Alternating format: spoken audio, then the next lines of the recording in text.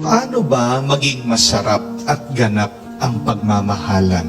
How to have a fulfilled love life? Everybody has a love life. Amen? Hindi lang naman yung mga may jowa, hindi lang naman yung mga may asawa. Even single people have a love life. Even separated people has a love life. As long as you're alive, you will have a love life. Our love life does not only pertain to people, but with the things that we do. Your mission, your vocation can be your love life. Your work can be your love life. Your interest, your hobbies can be your love life. And let us not forget our faith should also be a part of our love life. So if everybody has a love life, how can we have a fulfilled love life? Because we know the truth that everybody who has a love life has a happy, peaceful, and meaningful love life. Amen? Hindi ibig sabihin pag ikaw ay nagmamahal na, ikaw ay masaya. Alam natin yan. Napakarami mga heartbreaks. Napakaraming mga sleepless nights. Napakaraming mga pag-iiyak, pagsisisi, lungkot, galit, regrets. So, how can we have a love life that is fulfilled? We should have two ingredients of this love life. One is commitment, and the other one is consistency. Because remember, my dear friends, without commitment, you will never start. And without consistency, you will never finish.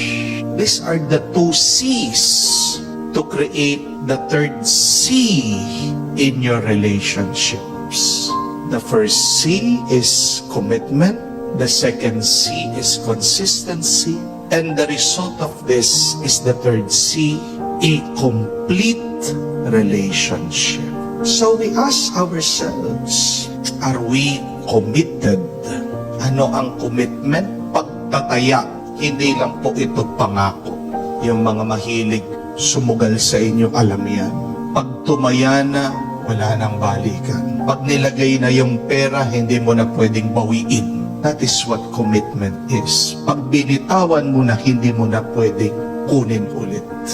Kung ikaw nakikipagsugalang ka, binigay mo yung pera mo, pagkatapos papalit-palit ka ng isip, kukunin mo yung pera mo, maghanda ka, pupulutin ka sa kangkungan. O kaya naman, pag ikaw ay bumibili, nakapili ka ng gusto mong kainin, binigay mo yung pera mo, tapos nagdadalawa ka ng isip, niluto na yung pagkain. Ay, ayaw ko na, kukunin mo yung pera. Sisipain ka na palabas doon sa restaurant. Mahirap na bubuhay na wala kang commitment o pagtataya sa iyong sarili. Ang taong walang commitment ay parang saranggolang lumilipad na walang lubid, na walang tali. At anong mangyayari sa saranggola pag wala itong tali? Oo, lilipad ito, sandali, pero babagsak ito dahil wala itong pinagtatalian, dahil ito ay lumulutang lang, dahil wala itong ugnayan. But secondly, we should need consistency. Hindi lang yung palaging tinataya mo, binibigay mo yung sarili mo. Pero kung hindi ka naman tapat, hindi ka namamalagi, magkakaroon din ng problema sa inyong relasyon. Ano po ang mararamdaman nyo kung kayo ay kumakain sa isang restaurant, paiba-iba yung lasa ng ino-order nyo? Minsan yung hamburger maalat, minsan matamis, minsan walang pati, puro tinapay lang. Babalik ka pa ba doon sa restaurant na yun? Di ba hindi? Anong mararanasan mo? Kung nagpapagupit ka, iba-iba yung gugupit sa iyo. Iba-iba yung services na binibigay sa iyo. Minsan hindi pantay yung pagkagupit sa iyo. Minsan kinakalbo ka Babalik ka pa ba doon sa parlor na yun o sa barberya? Di ba hindi? We need consistency. At ang Panginoon, sinasabihan tayo ang ating ugnayan sa Kanya.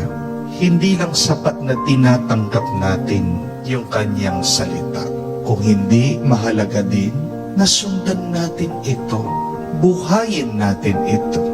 The Lord expects us to be committed and to be consistent to His will. As the Lord is committed and consistent to us, it is a good thing to ask ourselves, where am I committed? And am I really consistent?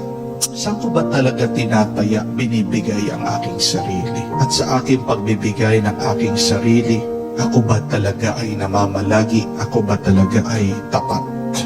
Remember this, my dear friends. You can never be committed if you are inconsistent. Kung hindi ka tapat, hindi mo pwedeng ipangako ang iyong sarili. Kung hindi ka tapat at pinangako mo ang iyong sarili, anong tawag doon? Ikaw ay sinungaling. Ikaw ay nagbabalat kayo. Ikaw ay hindi totoo. Ikaw ay manloloko. At ang Diyos na ating sinasamba ay totoo. Hindi siya manloloko. Ang tanong, manloloko ka ba? Alam natin ang kahinaan ng bawat isa. Madalas hindi rin tayo totoo. Hindi rin tayo tapat sa Diyos. Kaya tayo'y nagpapatulong sa Kanya. Meron pong isang kwento tungkol sa isang lalaki na may nililigawan. Ang pangalan po ng lalaki ay si Abel. Talagang in love po siya dito sa isang dalaga, si Maria. Itong si Abel, nakapag-abroad at palagi po niyang sinusulatan once a week yung kanyang kasintahan, si Maria. Pinapadalhan pa po ng mga packages. Nangangarap ito pong lalaki, sabi niya, pagdating ng araw, papakasalan kita, maghintay ka lang.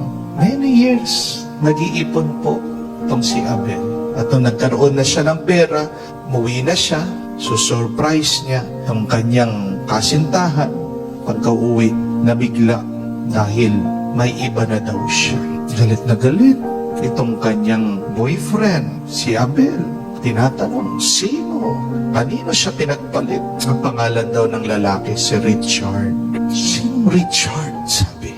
Ayun pala yung kartero, yung nagdi-deliver na mga sulat ng packages. Ang galing din pala nung delivery boy. Nagandahan doon kay Maria. Pag binibigay na yung mga sulat, yung packages, pinakikipagkwentuhan. Pag walang ginagawa, pag walang trabaho yung nagdi-deliver, magde-date pala sila. Ayun pala. See, commitment is not enough. We should be consistent. Ang dami sa atin ganyan. Ang galing mangako. Pero bakit napapako? Kasi walang follow through. Hindi natin pinapakita sa ating kilos, sa ating mga gawa. Alam natin ang kasabihan na that words, that actions, that speak louder than words. Amen? Pero tandaan niyo po, actions with words are more powerful. Hindi po sapat na tayo lang gumawa. Kailangan din merong pangako. Napakaganda po ng turo ni St. Catherine of Siena. Sabi niya, you are rewarded not according to your work, not according to the time that you give, but you are rewarded by the measure of your love. Hindi sapat na tayo ay magtrabaho, hindi sapat na tayo ay mangusap at magsalita lang. Pero ano ang laman ng ating mga pagsasalita, ng ating mga ginagawa? Meron bang puso dyan? Meron bang pagmamahal dyan? At ano ang tunay na pagmamahal? Yung pinakamasarap, pinakaganap na karanasan ng pagmamahal ay yung pagmamahal na may pagtataya at katapatan.